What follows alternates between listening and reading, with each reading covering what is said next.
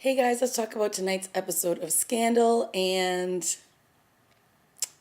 what can I say? This show is doing a slow, steady burn, is what I feel.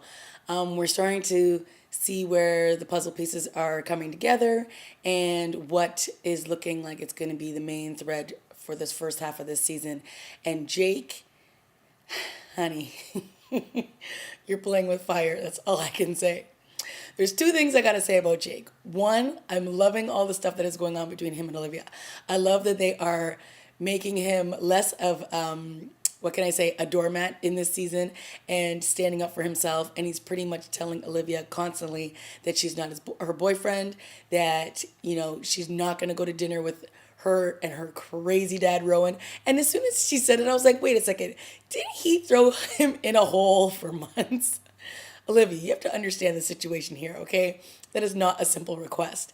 So the fact that he was basically like, yeah, I don't think so. And then he said to her, oh yeah, call me later if you want me to do that thing to you.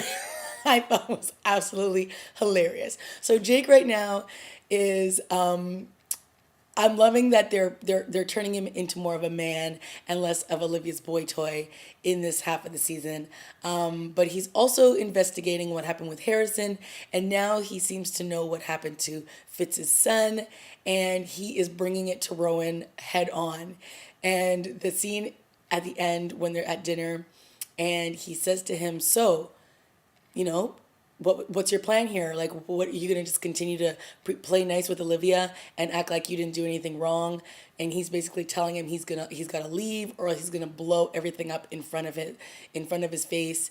And of course, Rowan is not gonna take too kindly to that, and he gets up very quickly, picks up a knife and puts it right in between Jake's fingers, and pretty much says, "Listen, I will be standing over you when you die," because those are the lines that Jake said to him, that he'll be standing over him or the one thing he will regret is not basically standing over Rowan when he dies. And Rowan in turn says, "I'll be standing over you when you die." And then Olivia comes back into the room, and the two of them act as though they weren't just threatening each other's lives. And oh my God, it's just crazy. I don't know.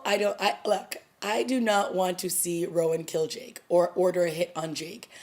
Jake is turning out to be a very interesting character, and I like that he is challenging Olivia.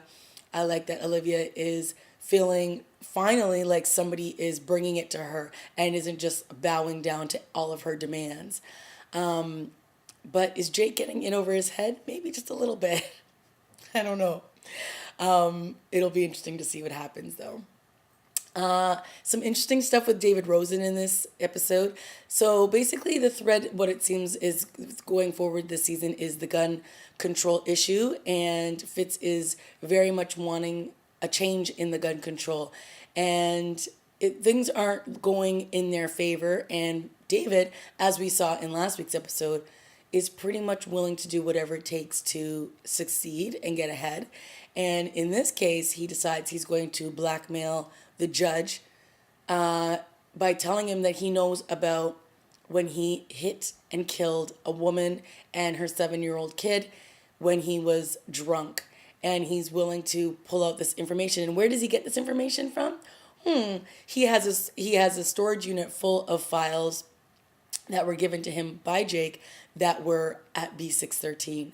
So Rowan had all this information clearly hidden away, and now they're in the hands of David Rosen, who can basically go in there and use them whenever he needs some kind of loaded gun to pull out in front of somebody. So David is turning into less of a white hat wearing man and more into a dark black hat wearing man.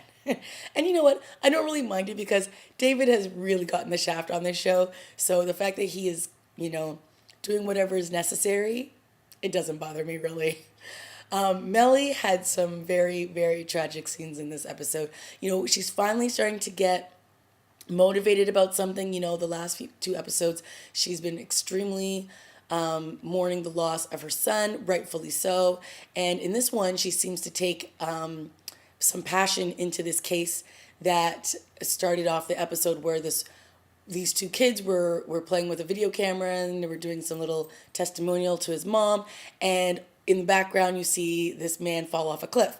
So, of course, Mellie gets intrigued in the story and she believes the woman is innocent, that she didn't push her husband, or yeah, her brand new husband, but that he fell and she was reaching out. And she gets all these members of cabinet together to try to prove her theory, and they're all kind of looking at her like she's a little crazy. I mean, she's right, but it's just really, really sad. And earlier on in the episode, Fitz looks so excited that she's, starting to move on, and not be so sad and depressed about their kid. And, he even has a little smile when she says, go to the cemetery without me. And then when he comes in at the end to see her in this room with all of his like cabinet members, he's confused. And then he's like sad. He just has this really sad look on his face. And it's like, oh man, it's like she's trying, but it's just heartbreaking to watch. Then there was this scene where Abby, she's been doing a good job being press secretary, but the president doesn't quite seem to know her name. He keeps calling her Gabby, and she finally tells him, look, my name is Abby, and you haven't even taken the time to get to know me, to get to know what my name is. And she's pretty cheesed about this, rightfully so. And he's like, okay, well, I'm sorry. And then he's like, come, sit down, have a drink with me. And I think she feels like, oh, the president's gonna bring me into as a confidant and tell me some things. And then he's like, so, you've seen Olivia since she's been back? How is she? And it's on like awkward. It was so awkward. But he's like, he just wants to know the juice. He wants to know the dirt on Olivia. And it was hilarious. Because, Abby finally gets some respect. He's like, says her name and everything. And then he basically just wants some information about Olivia. Hilarious.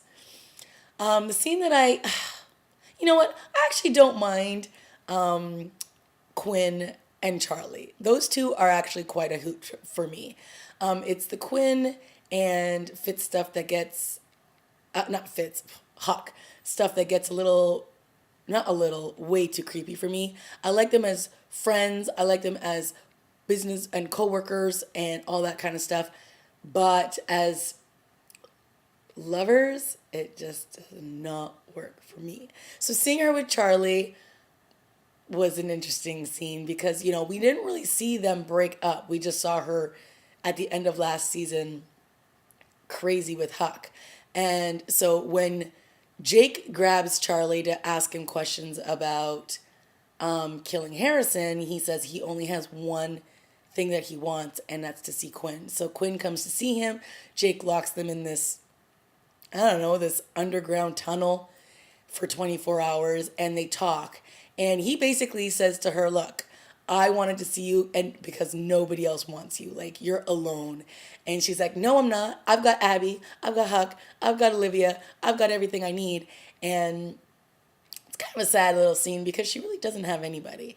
And then they start kissing and you're like, oh God, here we go again. But those two don't creep me out as much as Huck and Quinn do. And I do like the fact that she took him down and, she was bigger, she's stronger, she's badder.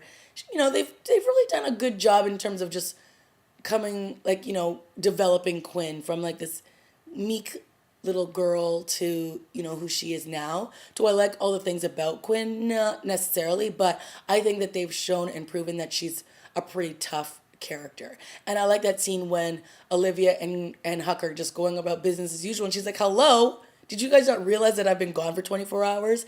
And she really, gives it to them. And then Huck at the end comes in and says, if you're missing again, I'll come looking for you, which I think is a whole lot of foreshadowing there. Like something definitely is going to go down with Quinn and Huck is going to have to come to her rescue. So the case of the week I actually thought was very intriguing this week. And it turns out that this woman who was friends with Olivia and Abby back at law school, her daughter had gone missing. And so she asked for Olivia to come and help find her daughter. And then it turns out that the mom had sex with her daughter's 17-year-old boyfriend. And so Huck and Olivia figured that because of this, that is why she wanted them to find, she as in the mother, wanted Olivia to find their daughter so she could get to her. And then when they find out that the daughters died and she was shot twice in the chest, they assume that it was the mother who did it. And of course, the mother saying she didn't do it. And now it looks like it's going to be a case that prolongs into another episode, because by the end of the episode, we get a glimpse of the daughter getting into an elevator with a man, and they're struggling over some file, but you don't really get to see his face properly. And the mother also gets arrested for the murder of her daughter. So this will obviously be an ongoing investigation, which is cool. But very, I did not see the twists and turns coming there. I did not see that the mother would have had sex with this, her daughter's boyfriend. They videotaped it. The daughter found out. She was going to tell the father. I mean, it was crazy. So that was a good twist, because that wasn't very predictable. So good episode. I kind of like that they're sort of scaling back all the shock and awes, because this show knows how to move at a very, very fast pace. So the fact that they've taken these first 3 episodes to sort of slowly ease us into what this, I believe, main storyline will be for this season is a good thing. I know that people like to say, oh, the show's not as dramatic, it's not this and that. I'm like, well, you can't have it both ways. You can't want the show to be so dramatic, and then you complain that it goes too fast and that there's too much being thrown at the screen, and then when they scale it back, you're complaining that it's too slow, it's not moving fast enough. I like where they are right now. I like that they're taking us back to the main central characters. They're developing them better. They're even writing Fitz a lot better. He's not this menacing character who's just angry all the time. Yeah, he had a yell fest with David Rosen, which ultimately made him go and blackmail the judge. But, he's the president and he wants to do something that's important in office. And this is one of the things, gun control. So obviously that's going to be an ongoing issue this season, which I have no problem with. So yeah, we'll see what's going to happen with Rowan and Jake. Well, who will win that battle? We'll see what's going to happen with Jake and Olivia. Who's going to win that battle? And obviously Fitz is still inquiring about Olivia, so we know who's winning that battle. All right, guys, let me know what you thought of this week's episode, and I'll see you next week. Bye.